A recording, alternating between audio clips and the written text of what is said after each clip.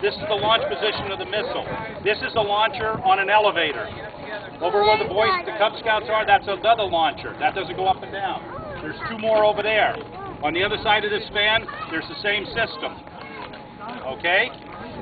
We can only fire one missile till it goes out and hits its target, then we can fire another missile. That's this side. If you look across, you see the back of the red stop sign on the gate across that valley. That's a launch area just like this. They could be firing a missile. Up in San Rafael, where I was stationed, could be firing a missile. Pacifica could be firing a missile. Lake Chabot could be firing a missile. Yeah. Where were you? Pacifica. You were? Okay, what'd you do there? I was a panel operator, top of Sharp Park. Okay. You live around here? San Carlos. Okay. We got a guy that volunteers comes from San Carlos. Really? Yeah. So he was in Minuteman. Oh. Yeah. When were you there? I was in San Rafael from 66 till 70. Yeah, I'm sure for Okay. Missile when it takes off. The back parts, 4 rocket motor boosters, 270,000 pounds of thrust for 3.5 seconds. Brings the missile to 4,000 feet. The missile slowly starts to, the brown part slowly starts to drop away. Pulls the lanyard, fires a sustainer motor where it says United States Army, continues up 150,000 feet, 28 miles. The missile turns and starts diving down on its target. It's made to fly in front of, above its target, and explode. It's not made to hit its target. Okay? Any questions so far? 12 to 18 seconds after liftoff, the booster section is back down on the ground somewhere. Comes down as a 3.5-ton white-hot lawn dart. The missile launcher is actually 87.5 degrees. It's not 90. So even with a 20-knot headwind, the booster will come down 1 to 5 miles from here. When the booster lights up, flames come out of the rear 300 feet. Sound pressure goes up to 150 decibels. By the time the missile travels its own length, it's starting to break the sound barrier. Okay? Want to know how fast it is? It's Mach 3.65. It's got about a 100-mile range. If we were to fire at beautiful downtown Sacramento from here, even going up to 150,000 feet, turning and diving down, the missile will be there in 17 seconds. Wow! Okay, it's not here for very long. It's long gone. Okay, like I said, this is a missile launcher on an elevator. If we were the hot battery, there'd be a missile on that launcher, there'd be one over here, and there'd be one over there. They'd all be pointing skyward, ready to be launched in 2 minutes' notice or under. Okay, after 24 hours, the crew up in the IFC and the crew down here would be relieved. They'd bring these missiles down, they'd bring the missiles up on the other side. Another crew would take its place. This flops back and forth for 2 weeks. Then this whole unit would stand down. The one across the valley might take over, or the one up in San Rafael, the one in Pacifica. Okay, any questions? No questions. Okay, it takes about 3.5 minutes to bring all the missiles up on the elevator and push them out to the remote launcher. But like I said, there was always a hot battery. So the missiles were up, armed, and waiting to go. That's in the San Francisco defense. There was 43 other defense locations throughout the United States. So there's 43 other locations just like this from 1958 till 1974, 24 hours a day, 7 days a week. There's at least 44 sites ready to go in under 2 minutes' notice. Yes? Did you guys have Operation Bootstrap to McGregor Range, or did you use the sites that were down there? We used the sites down there except for once. The last time we went down, we went in San Rafael. We went down, unwrapped a brand new system, fired it, wrapped it back up, brought it back, and set it up in our site. Okay? Any other questions? Yes. Yeah, you always see in movies that if planes fly low enough to the water that they can't be detected. Was there any way to defeat this system? All sorts of ways, Yeah. but they didn't have the technology at the time. Yeah. That's why all the radars was up on that hill. So you look out and you crest the horizon. That you're talking mainly about a high-performance aircraft. You're not talking about an old bomber that had to come halfway across the planet to get here. Mm-hmm. So what they'd have to do to unload their nuclear weapons, they would have to climb up in altitude so we could see them. But first, the Navy's out there with its ships.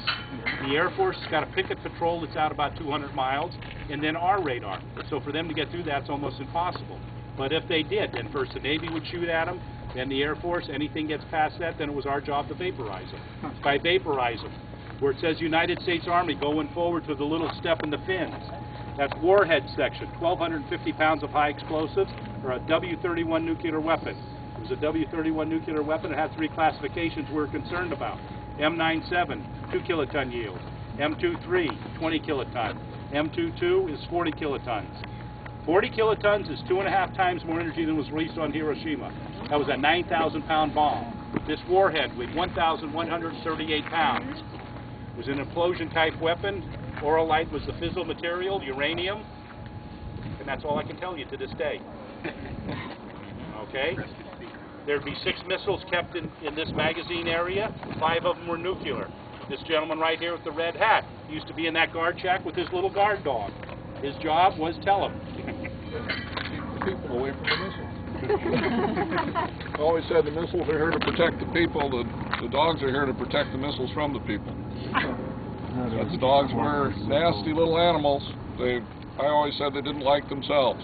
We had, out of the 4 dogs we had here, 3 of them bit their own handlers while I was here.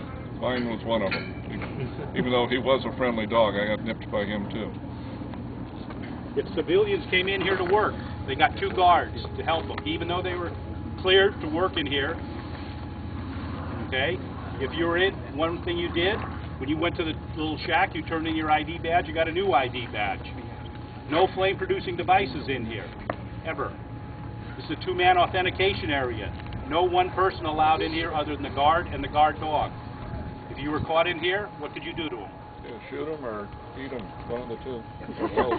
When I was in Korea, the missiles weren't kept underground, they're kept above ground. The guard that was watching the people work on the missile, he was leaning up against the fins. He lit up a cigarette. Guess what happened? He was shot. The next day, guess whose promotion we went to? The day after, guess whose funeral we went to? You do not play around with these missiles ever. When you're down below ground, you're working on the missile. They don't work on it on the elevators. Nice slick floors. Who's ever down there, at least 2 people. Like I said, there could be 7 to 11, whoever worked in here. Could be the crew from the other pit. They could be learning something new. You drop a nut, bolt, screw, or screwdriver. Everybody down there walks over hand in hand and picks it up. No one person allowed on the outside of a missile with the hatch open. Guess what? And they usually don't shoot you down there, they just turn the dog loose. So you got a whole bunch of people running around trying not to get bit. And the dog's not too happy, he'll bite anybody. That's true.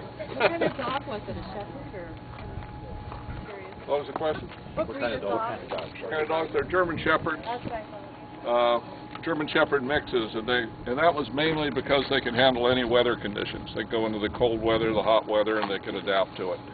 The Dobermans, which are good guard dogs, can't adapt to the cold weather, and that's why they're using them. The sites in Korea where I was, they were kept above ground, but the outside temperature dropped below 0. We had 18 days that was below 30 below in a row. Any other questions? Okay, we'll take a, yes. So do you have like a pit bull? Nope. Pit bulls, you can't train them. They're idiots. Oh yeah. Pit bulls you can't train them. No, they're more for, they will fight animals before they'll fight a human. Okay, and they're not very big. The German Shepherd will knock you down. Okay, I'll bring the missile down. We'll take about, we might be able to take this all down. See that handle? Yeah. Right above where the big bar is? Yeah. That's the handle. When you flip that handle, then you can slide the thing back and forth on the rail. See, it's about 3 feet from the end there. Yeah. With a 2 handles sticking up like that.